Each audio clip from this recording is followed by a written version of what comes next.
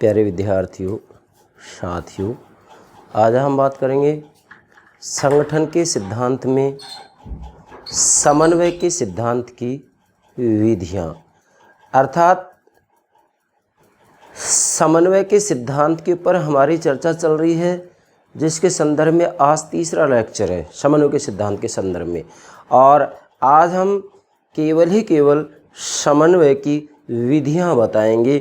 समन्वय की विधियों को मुख्यतः दो भागों में बांटा जाता है, औपचारिक, अनौपचारिक या शासकीय और अशासकीय। आप ऐसे भी कह सकते हैं, औपचारिक, अनौपचारिक या शासकीय और अशासकीय विधियां।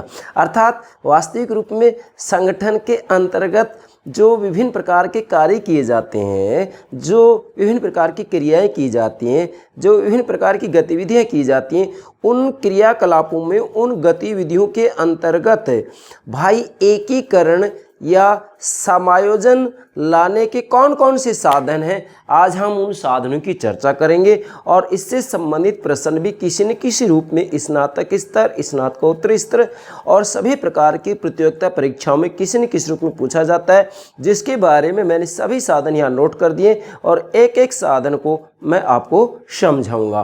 तो प्राणों से प्यारे विद्यार्थियों, मैं समन्वय के साधन या विधियां आपको समझाऊं उससे पहले आप प्रतिदिन जो मैं एक लेक्चर मेरे YouTube चैनल पर अपलोड करता हूं, उसकी जानकारी, सूचना आपको प्राप्त हो सके, इसके लिए हमारे YouTube चैनल को सब्सक्राइब अवश्य कीजिएगा। आशा करता हूं आपने सब्सक्राइब कर दिया होगा।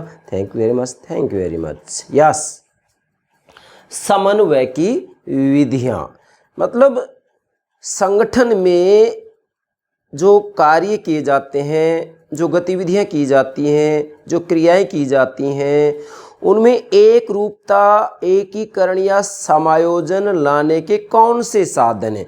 जैसे मान लीजिएगा एक निजी महाविद्यालय है, या एक सरकारी महाविद्यालय है, या एक निजी विश्वविद्यालय है, एक सरकारी विश्वविद्यालय है, या फिर कोई और संगठन है, जैसे राज्यों का पुलिस संगठन ले सकती है, कोई भी संगठन ले लीजिएगा आप। तो वास्तव में उस संगठन के अंतर्गत यदि एक ही कार्य को 4-5 कर्मचारी कर रहे हैं,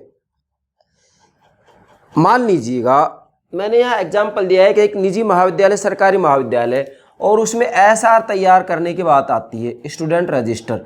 अब अगर संगठन में, मतलब महाविद्यालय एक संगठन है, उसमें समन्वय नहीं है, कार्यों की एक रूपता नहीं है, तो एसआर को तैयार करने मान लीजिएगा 3 कर्मचारी लगे हुए हैं और तीनों ही कर्मचारी एक ही क्लास का, एक ही कक्षा का एसआर तैयार कर रहे हैं, तो फिर क्या इससे कोई फायदा होगा?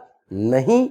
एक ही काम को 3 बार किया जा रहा है, एक ही काम को 3 बार किया जा रहा है, तो ये किसके कारण हो रहा है?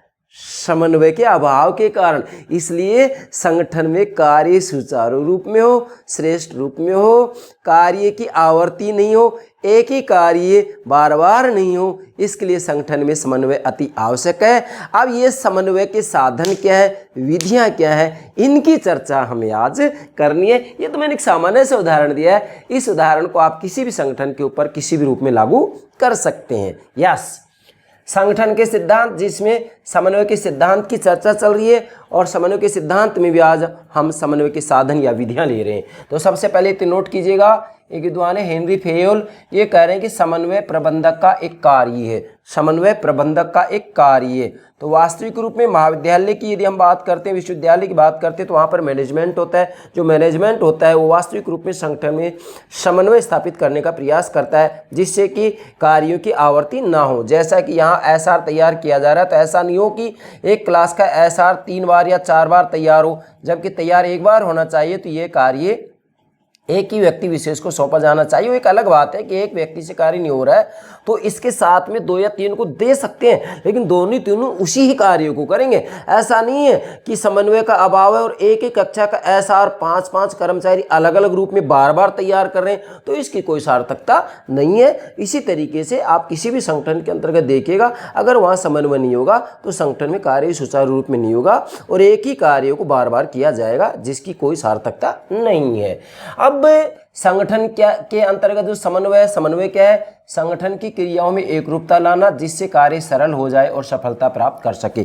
मतलब किसी भी संगठन में जो कार्य किया जाता है, जो क्रियाकलाप होते हैं, जो गतिविधियां होती हैं, उनमें एक रूपता होनी चाहिए। अगर कार्य में एक रूपता है तो डेफिनेटली उससे कार्य सरल होगा और कार्य सफलतापूर्वक प्राप्त किया जा सकता है। जैसा कि मैंने यहाँ पर महाविद्यालय में जो एसआर तैयार किया जाता है उसके माध्यम से आप समझाया है, इसी प्रकार से आप चाहे पुलिस संगठन के ऊपर लागू कीजिएगा या शिक्षा संगठन पर लागू कीजिएगा, कहीं पर भी लागू कीजिएगा, यदि संगठन में समन्वय नहीं है, मतलब संगठन के अंतर्गत कार्य करने वाले कर्मचारियों में यदि एकीकरण नहीं है, एक रूपता नहीं है, समायोजन नहीं है, समरूपता नहीं है, तो एक ही कार्य को बार बार किया जाएगा जिसकी कोई सार्थकता नहीं है। इसलिए सभी संगठनों में समन्वय का होना अति आवश्यक है। मतलब क्रियाकलाप, गतिविधियों, कार्यों में एक रूपता, एकीकरण, समायोजन होना अति आवश्यक है। अब ये जो समायोजन, एकीकरण लाने के जो साधन है, उन साधनों की, उन विधियों की चर्चा कर रहे हैं आज।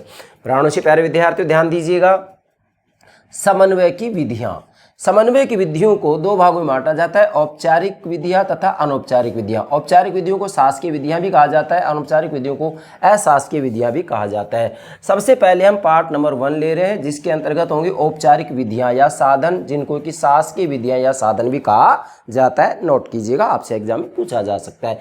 तो पहली विधि जो है संगठन के अंतर्गत समन्वय की, संगठन में समन्वय स्थापित किया जाए, इसका पहला साधन है नियोजन, प्लानिंग। देखिएगा भाई, वास्तविक रूप में संगठन के अंतर्गत जो क्रियाएं होती हैं, कार्य होते हैं, क्रियाकलाप होते हैं, गतिविधियां होती हैं, उनमें एकीकरण लाया जाए, एक रूपता लाया जाए, इसके लिए नियोजन का प्रयोग किया जाता है। जैसा कि आप स्वयं देख सकते हैं, हमारे भारत के अंतर्गत योजना आयोग है, पंचवर्षीय योजनाएं, ठीक है, आज योजना आयोग को नीति आयोग का नाम दे दिया गया है, लेकिन जो पंचवर्षीय योजनाएं हैं, नीति आयोग है, तो डेफिनेटली ये किसका काम करता है? एक प्रकार से संगठनों के अंतर्गत एक रूपता का कार्य करता है। अर्थात ये सभी कार्य क्षेत्रों को एक साथ लेकर के चलता है कि प्रत्येक क्षेत्र के अंतर्गत विकास हो। तो कहने का मेरा भावार्थ ये है, जो प्लानिंग है, जो नियोजन है वह संगठन में समन्वय का एक साधन है, जैसे कि पंचवर्षीय योजनाएं, नीति आयोग। यस, दूसरा जो औपचारिक साधन है वह है संगठनात्मक तरीके। संगठनात्मक तरीके का मतलब होता है कि वास्तविक रूप में संगठनों के अंतर्गत कार्यों में एक रूपता हो, गतिविधियों में एक रूपता हो, क्रियाकलाप में एक रूपता हो। तो इसके लिए क्या किया जाता है? संगठनात्मक तरीके अपनाए जाते हैं। संगठनात्मक तरीके क्या होते हैं? जैसे समय समय पर सम्मेलन आयोजित किए जाते हैं, समितियां आयोजित की जाती हैं, स्थापित की जाती हैं, गोष्ठियां आयोजित की जाती हैं आदि। मतलब इसी प्रकार से और भी विभिन्न प्रकार के तरीकों को अपनाया जाता है। तो मैंने साधारण सा उदाहरण दिया है कि सम्मेलन आयोजित किए जाते हैं, समितियों की स्थापना की जाती है, गोष्ठियाँ आयोजित की जाती हैं। गोष्ठियाँ, सम्मेलन इसलिए आयोजित की जाती हैं जिससे कि संगठन के अंतर्गत जो है समन्वय स्थापित किया जा सके। मतलब संगठन में जो विभिन्न प्रकार के कार्यकलाप होते, गतिविधियां होती हैं, उनमें एक रूपता स्थापित हो सके। अर्थात वहां पर सभी कर्मचारियों को ये बताया जाता है कि कार्य किस तरीके से किए जाने हैं। तो जब यहाँ पर ये बात बताई जाती है तो डेफिनेटली सभी कर्मचारियों को अपने अपने कर्तव्य और अधिकार का ज्ञान होता है। तो एक ही कार्य को बार बार नहीं किया जाता है, सभी अपने अपने कार्य को करते हैं, कार्य को करते हैं। तो संगठन में कार्य कुशलता के साथ होता है और एक ही कार्य बार बार नहीं होता है। तीसरा जो साधन है वह है मंत्रिमंडल तथा मंडलीय सचिवालय। ध्यान दीजिएगा, मंत्रिमंडल तथा मंडलीय सचिवालय। वास्तविक रूप में देखा जाए तो देखिएगा, जो कार्यपालिका होते हैं उस कार्यपालिका के अंतर्गत जो राजनीतिक कार्यपालिका होती है इसे मंत्रिमंडल कहा जाता है। और सभी विभागों का जो उत्तरदायित्व होता है किस पर होता है? मंत्रिमंडल का होता है। जैसे शिक्षा विभाग है, शिक्षा विभाग का अध्यक्ष कौन होता है? शिक्षा मंत्री होता है। तो निश्चित रूप में शिक्षा विभाग की पूरी जिम्मेदारी शिक्षा मंत्री की होगी। इसी प्रकार से चिकित्सा विभाग है तो उसका अध्यक्ष कौन होता है? चिकित्सा मंत्री होता है। अब उसका पूरा उत्तरदायित्व किसका होगा? चिकित्सा मंत्री का होगा।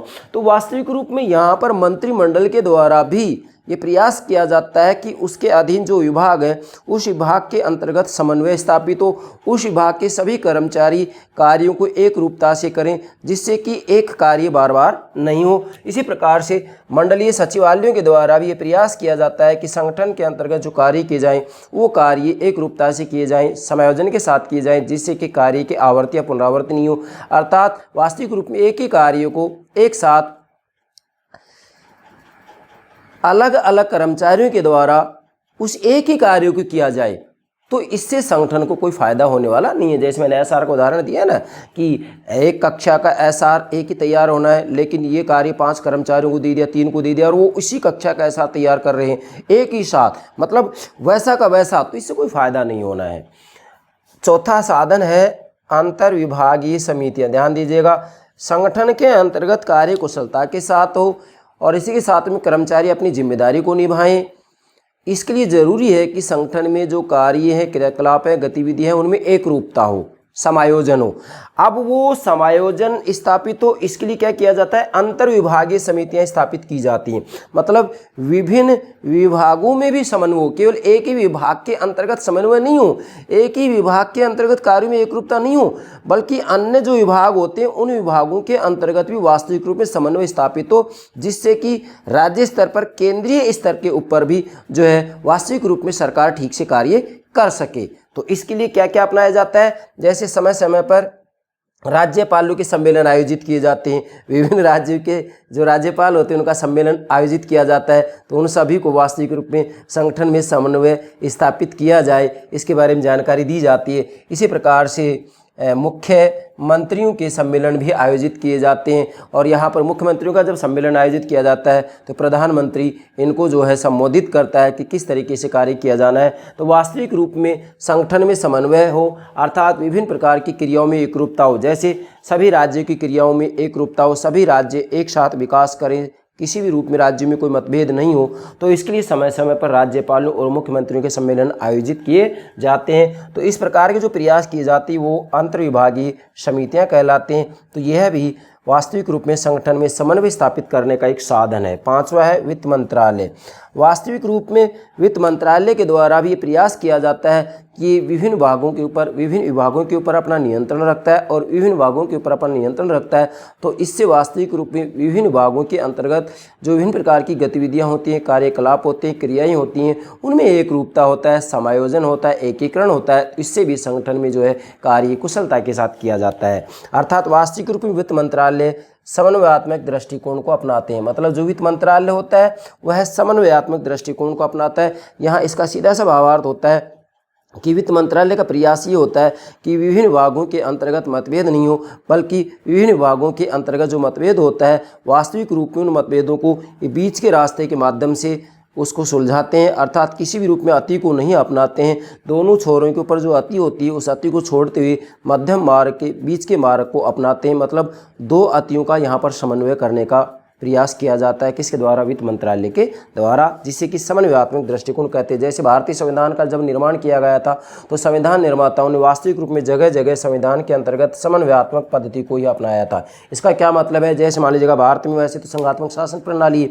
लेकिन निश्चित रूप में हमारे भारत के संविधान निर्माताओं ने एकात्मकता की तरफ भी झुकाव रखा है। इसलिए केसी वीर ने कहा है कि भारत का संविधान अर्धसंघात्मक है। मतलब हमारे भारत में एकात्मकता के लक्षण भी और संघात्मकता के लक्षण भी है। इसी प्रकार से हमारे संविधान की बात करते हैं तो हमारा संविधान लचीला भी है और कठोर भी है। मतलब संविधान में संशोधन की जब बात आती है, संशोधन पद्धति की बात आती है, तो संविधान में संशोधन की जो पद्धति है वह लचीली भी है और कठोर भी है। अर्थात वास्तविक रूप में एक छोर पर लचीला, दूसरे छोर पर कठोर। और भारत का जो संविधान है वो वास्तविक रूप में संविधानात्मक पद्धति पर आधारित होने के कारण हमारा जो संविधान है वास्तविक रूप में लचीला भी है और कठोर भी है। अर्थात बीच के रास्ते को अपनाया गया है। जो बीच का रास्ता अपनाया जाता है उसे ही समन्वयात्मक दृष्टिकोण की संज्ञा दी जाती है। और देखिएगा भाई, छठा जो साधन है वह है गृहपालन क्रियाएं। गृहपालन क्रियाओं का मतलब होता है कि वास्तविक रूप के अंतर्गत विभिन्न प्रकार के जो विभाग होते हैं उन विभागों के ऊपर भी किसी न किसी रूप में एक अधिकारी विशेष के द्वारा नियंत्रण रखा जाता है, जिससे कि सभी संगठनों के अंतर्गत जो है जो कार्य किए जाते हैं उन कार्यों में एक रूपता हो, एकीकरण हो, समायोजन हो, जिससे कि सभी संगठन कार्य कुशलता से करें। जैसे इसका उदाहरण है कि महालेखा परीक्षक सभी को नियंत्रित रखता है, उनके वित्त से संबंधित जानकारी रखता है, खर्चे की जानकारी रखता है। ठीक इस प्रकार से सार्वजनिक निर्माण विभाग विभिन्न प्रकार के जो मरम्मत से संबंधित कार्य किए जाते हैं, भवन निर्माण से संबंधित कार्य किए जाते हैं, उन सब की देखरेख सार्वजनिक निर्माण विभाग के द्वारा की जाती है। तो डेफिनेटली महालेखा परीक्षक और सार्वजनिक निर्माण विभाग विभिन्न प्रकार के संगठनों के कार्यों में एक प्रकार से हमें कहेंगे के एकीकरण स्थापित करते हैं, समायोजन स्थापित करते हैं, जिससे कि वास्तविक रूप में सभी संगठनों के अंतर्गत जो है कार्य कुशलता से किया जाए। क्यों? क्योंकि उनके कार्य में एकीकरण होता है, अर्थात उनके कार्य में समायोजन स्थापित किया जाता है। तो छठा जो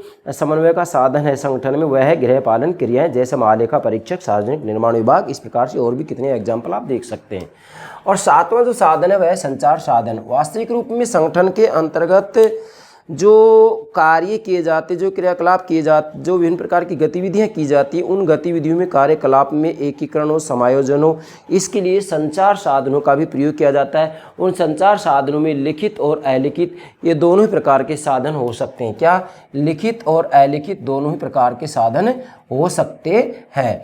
परंतु जैसे यहाँ हेमेन कह रहे हैं कि उत्तम संचार विभिन्न क्रियाओं के समन्वय में अतुल सहायता पहुंचाते हैं। हेमेन कह रहे हैं कि उत्तम संचार विभिन्न क्रियाओं के समन्वय में अतुल सहायता पहुंचाते हैं। हेमेन ने ये बात कही। इसका मतलब ये है कि डेफिनेटली संगठन में यदि आपको कार्यों में एकीकरण लाना है, समन्वय स्थापित करना है, मतलब मूल बात ये है कि भी कोई भी संगठन हो, जैसे मान लीजिएगा महाविद्यालय है, विश्वविद्यालय, या भारत का उदाहरण दें तो हम भारत में राज्यों का जो पुलिस संगठन है, तो पुलिस संगठन में भी यदि आपको समन्वय स्थापित करना है, मतलब सभी अधिकारियों और कर्मचारियों के कार्यों में एकीकरण हो, समायोजन हो, कार्य की आवृत्ति नहीं हो, मतलब एक ही कार्य को बार बार नहीं किया जाए, तो इसके लिए क्या किया जाना जरूरी है?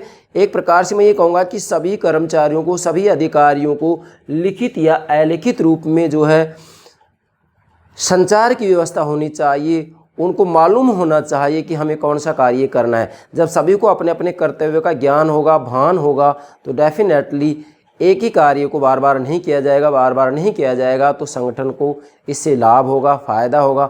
और यदि संगठन में समन्वय नहीं है तो फिर डेफिनेटली एक ही कार्य बार बार किया जाएगा, जिससे कि उस संगठन को कोई फ़ायदा होने वाला नहीं है। इसलिए हम कह सकते हैं कि संगठन में समन्वय का जो सातवां साधन है वह संचार के साधन है। अब वो साधन चाहे लिखित भी हो सकते हैं और अलिखित भी हो सकते हैं। दूसरा पार्ट है इसका अनौपचारिक साधन या अशासकीय साधन। क्या? अनौपचारिक साधन या अशासकीय साधन। इसमें हम 3 साधनों की चर्चा करें। 7 साधन तो क्या हो गए?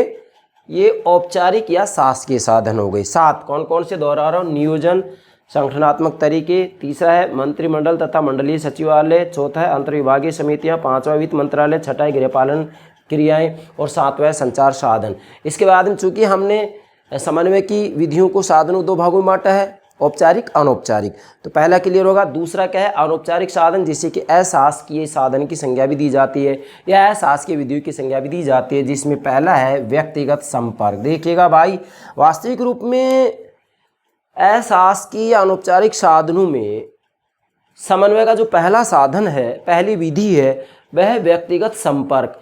इसका मतलब क्या है कि वास्तविक रूप में व्यक्तिगत संपर्क के अंतर्गत क्या होता है कि लिखित संपर्क भी किया जाता है, लेकिन लिखित संपर्क से संगठन में उतना समन्वय स्थापित नहीं होता जितना कि वास्तविक रूप में, जैसे एक कलेक्टर के द्वारा, जिला कलेक्टर के द्वारा गतिविधियों में, क्रियाओं में समन्वय स्थापित करना है। ठीक है, तो एक तो वो लिखित आदेश दे, निर्देश दे, लिखित आदेश निर्देश देता है, और एक वो अपने निवास स्थान पर भोज दे करके और वहां पर व्यक्तिगत संपर्क कर करके उनको निर्देश दे रहा है। तो इन दोनों में से कौन सा फायदेबंदक रहेगा?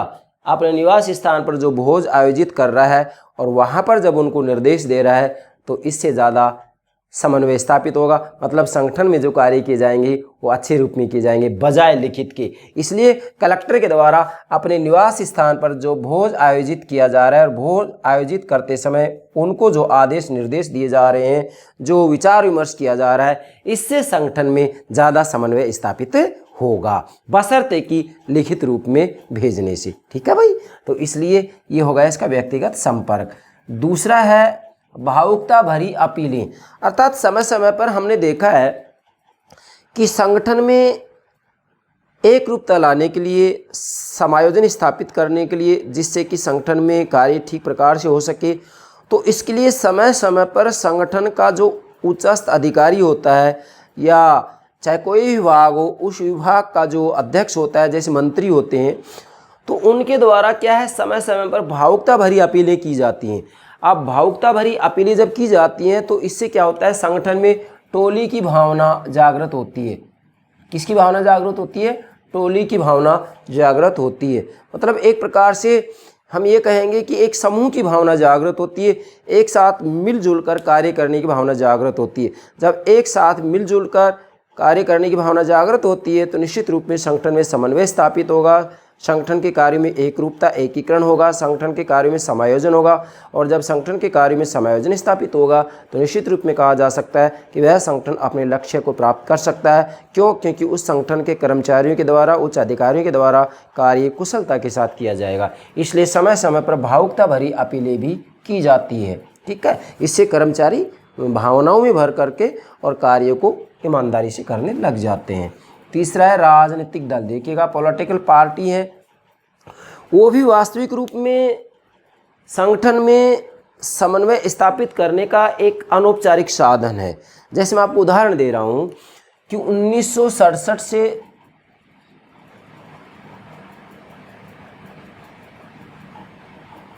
और 82 से 89, 1967 से और 70, 82 से 89, 67, 70, 82 से 89 के बाद केंद्र राज्य विवाद उग्र हुए। मतलब केंद्र और राज्यों के जो आपसी विवाद थे विशेषकर 82 से 89 के बीच में उग्र हुए। भारत में संघात्मक शासन व्यवस्था दो प्रकार की सरकार है, केंद्र सरकार, राज्य सरकार। तो इनमें जो विवाद उग्र हुए वो 22 से 89 के बाद केंद्र राज्य के विवाद उग्र हुए। क्यों हुए? क्योंकि अनौपचारिक समन्वयकर्ता के रूप में, फिर से बोल रहा हूँ, अनौपचारिक समन्वयकर्ता के रूप में राजनीतिक दलों की भूमिका स्वल्प हो गई। क्यों हो गई? क्योंकि वास्तव में इस दौरान किसी एक दल को बहुमत नहीं मिला। मतलब एक दल सत्तारूढ़ नहीं रहा। और जब जब एक दल बहुमत में नहीं होता है तब तब वास्तव में राजनीतिक दल, हम ये कहेंगे कि सरकार के अंतर्गत समन्वय स्थापित कर पाने में असमर्थ होता है। अर्थात कार्यपालिका के अंतर्गत, व्यवस्थापिका के अंतर्गत समन्वय स्थापित नहीं कर पाता है। क्यों? क्योंकि वहाँ उनको स्पष्ट बहुमत नहीं प्राप्त होता है। इसलिए मैंने नोट किया है कि 1968 से 70 और 82 से 89 के बाद केंद्र राज्य विवाद उग्र हुए क्योंकि अनौपचारिक समन्वयकर्ता के रूप में राजनीतिक दलों की भूमिका स्वल्प हो गई। क्यों हो गई स्वल्प?